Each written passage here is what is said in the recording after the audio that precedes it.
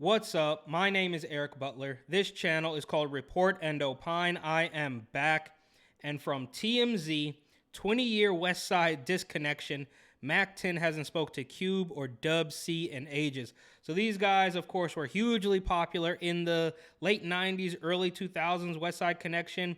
Ice Cube, of course, huge Friday fame, Big Three. He's wearing the Big Three jacket there. I don't know what's up with Dub C.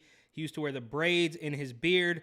And I didn't even know that these guys were beefing. I had no idea. I mean, obviously they're all getting older. We don't expect them to continue to make records together for their entire lives. But I didn't realize there was a beef like this.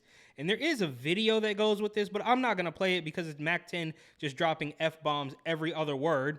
But according to TMZ, Mack 10's coming to grips with the fact that he might never reconcile with his former Westside Connection collaborators Ice Cube and WC. He says it's been nearly 20 years since he's even seen them. The Inglewood rap legend stated his case to Bootleg Kev in a recent interview with a simple analogy. If you F with me, I F with you. If it's F me, then F you. Okay, pretty simple. Yeah, you watch the clip. It's only like 2 minutes. But he doesn't explain anything. He just, like I said, keeps dropping F-bombs. TMZ here does explain it a tiny bit.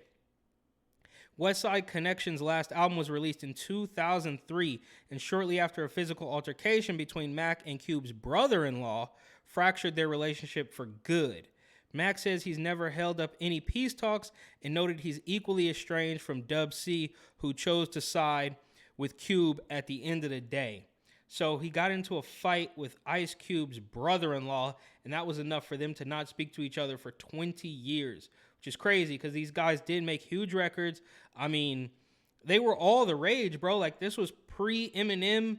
This was pre-G-Unit 50 Cent. I mean, they really are originators in a sense, certainly staples of this, West Coast gangster rap scene that has spawned so many other kind of genres of rap music, I suppose.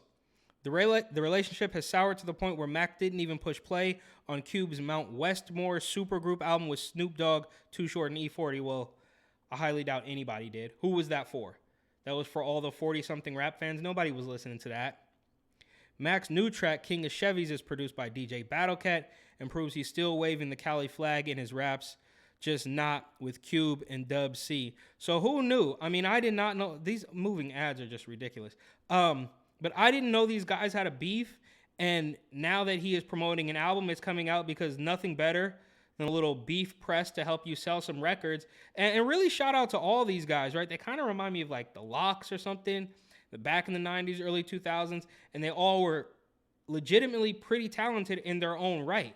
You don't really see that anymore. Of course, you don't see groups really at all, and when you do, maybe like YSL, we know where they're at now. But it just, I mean, everything has changed so much to where, and of course, I was young. I was a kid coming up when these guys were coming out. So I have that nostalgia factor, and I'm sure there are kids much younger than me who like the music that's coming out now, but I'm just a grumpy old man now, and I can't understand what's actually happening. And in their defense, I didn't really understand the lyrics that these guys were rapping when I was a kid, and I probably shouldn't have been listening to it anyways. But like I said, there is that nostalgia factor, and it's kind of sad to see these guys beefing, right? They could come back and do like an old man rap tour and make some money. And hopefully Mack 10 has invested well. Hopefully Dub C has invested well, because we know Ice Cube is still doing his thing, and I'm highly doubting he has anything to worry about financially. So shout out Mack 10 and his new record. Bootleg Kev is always doing good work as well. And maybe we'll figure out what happened to Dub C in the coming weeks here. Anyways, thank you so much for watching. Please like, comment, share, and of course, subscribe.